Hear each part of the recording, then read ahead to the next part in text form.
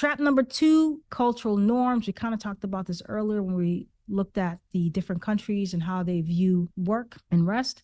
But many cultures prioritize external validation and achievements over internal growth and happiness. And so this can influence our beliefs about what is valuable and what is worth investing in and what is not. It's almost like, Barbara down the road, she got herself a really big house, nice big house. She must be so happy. Meanwhile, Barbara isn't as happy as it may seem on the outside, but she likes receiving the validation of having this nice big house. And that sort of keeps her in the trap of working more and resting less. And trap number 3, fear of the unknown, which is a biggie for a lot of folks. Investing in ourselves can be pretty scary because it involves trusting ourselves, trusting others often, stepping outside of our comfort zones, like I mentioned earlier, and facing uncertainties. So we may fear failure, rejection, or the unknown consequences of personal growth. So common thoughts that might pop up are like, what if this doesn't work? What if I don't really change? Or can I actually keep this going? What if I lose momentum? So this can be very daunting for a lot of people. And it may be just easier to just focus on tangible external goals versus changing our internal state and our internal environment. Trap number 4, short-term focus. You already know our society often emphasizes immediate gratification and quick results. Investing in personal growth, on the other hand, can require long-term commitments and lots of patience. Remember, I mentioned earlier, even just investing in my education, that took 7 years. That was a lot of time commitment and a lot of money that was put out there. And so for many of us, if we don't see those changes immediately, we give up way too soon. I like to use fitness as a easy example because it's something people can relate to and can actually see. And when we go to the gym, we don't work out for like this week, right? Our bodies are going to be transformed a year from now. And our hearts, the internal system, can feel the benefits of that workout in a couple of weeks, but maybe our physical body, we might not notice the difference until a year from now. If you're committed to working out and changing your body, you have to have the long game, right? You have to understand that this is a journey and a process. It's not something that we can sort of skip ahead and fast forward. And so as a result, we might not be as consistent because we just don't see the results that we want to immediately. And then the last trap number 5, a lack of understanding. Many people don't fully understand the value and impact of personal growth just because they've never experienced it before. If you've sort of been the same way for the last 30, 40 years, and now you're being invited to change something about yourself, you don't have a point of reference. You might not realize that investing in yourself can lead to greater fulfillment just because you just haven't experienced it. You might not believe that investing in yourself could lead to better relationships just because you haven't experienced it. And so it's hard for you to connect to the idea that this process is going to lead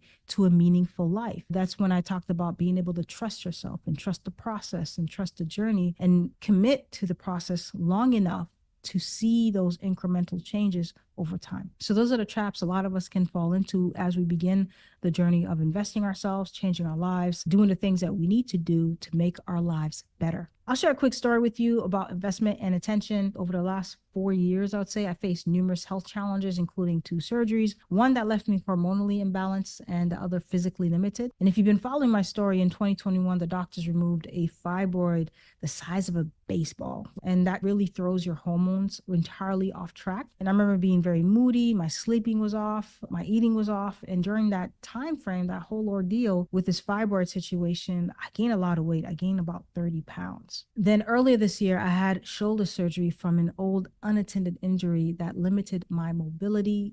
Again, don't take too long. I had warning signs, but I delayed to take action. I delayed for so long that I actually had to get surgery. I had a massive lump on my shoulder that had to be removed. And so between the fibroids and the shoulder surgery, I started to feel old remnants of sadness returning because who I was physically, the identity had changed in ways that I never had imagined. And I was really hard on myself about this. And there was a moment when I played the victim card and blamed the injuries. And I felt like I just couldn't return to my rhythm, my old self, right? And I mean, the whole point of growth is not to return to your old self, but the victim label is really a trap. I mean, I didn't mention it in the other traps, but it really can get in the way of us progressing. Just remember that when we begin to play the victim, we will remain trapped. True power lies in the choices we make every day, and those small choices eventually shape our reality. And these seemingly insignificant micro decisions determine our energy levels, our mood, and our overall desired lifestyles. And we think that sometimes these micro decisions, they're so small that they don't have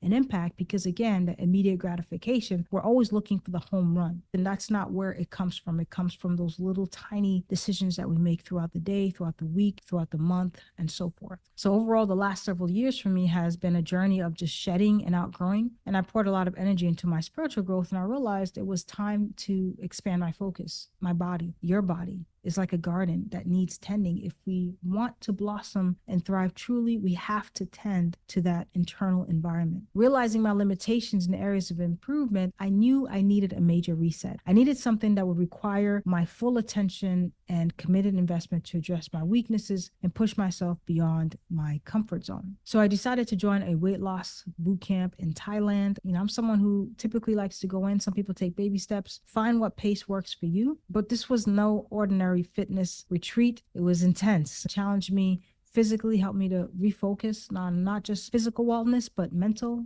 wellness. And I found myself doing things that I didn't think I could, all because of whatever excuses I choose to listen to in my head about my injuries. And I ended up working out harder than ever, even compared to my first weight loss attempt back in 2011. Completing the first grueling week was a real wake-up call, one that I very much needed. And I forgot what it was like to be genuinely energetic without the uncomfortable bloatedness in my belly, and how a change of scenery could powerfully just reset my nervous system. I really forgot that feeling because it's been so long since I was disconnected from it. Perhaps an immersive retreat isn't feasible for you, but there are countless ways that you can invest yourself daily, weekly, monthly, because the reality is you're probably running on empty and neglecting yourself.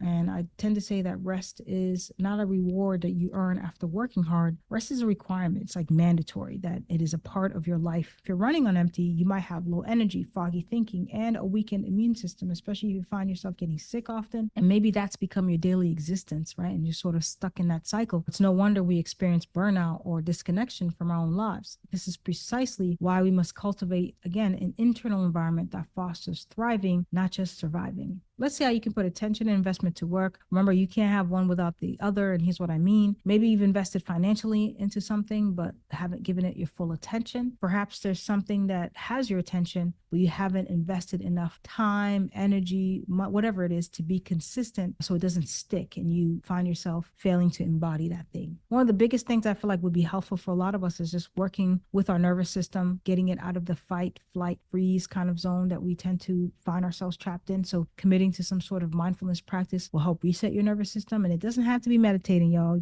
You don't have to sit there for 20 minutes if that's something is very difficult for you or causes a lot of anxiety. But just find ways to move slower and with more intention, I should say. Take a class maybe, or dedicate a weekend to self-care and just play, have fun.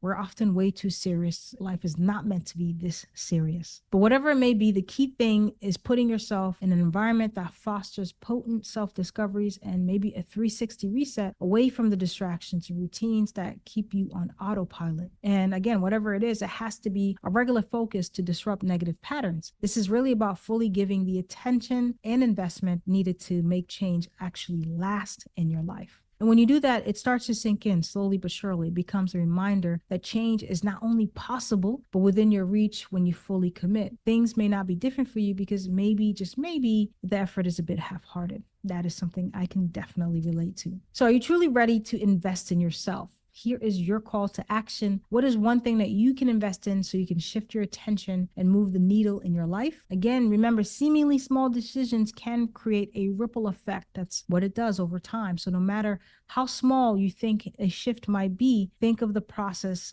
of a mustard seed and have faith. Because by prioritizing your own needs and investing in yourself, you're not just making a choice, you're taking control of your life and paving the way for a more vibrant life. And that vibrant life will positively impact everything and everyone around you. So I'm not calling you out. I'm just calling you forward with love, of course. If you want to go deeper, download my 125 self-reflection questions that will change your life for free. Share in the comments below the one area in your life where you could invest a little more attention and see a big difference. Remember to subscribe for more content like this. And if you found value in the video, please share it, like it. But yeah, share it with somebody that you think will benefit from the message. And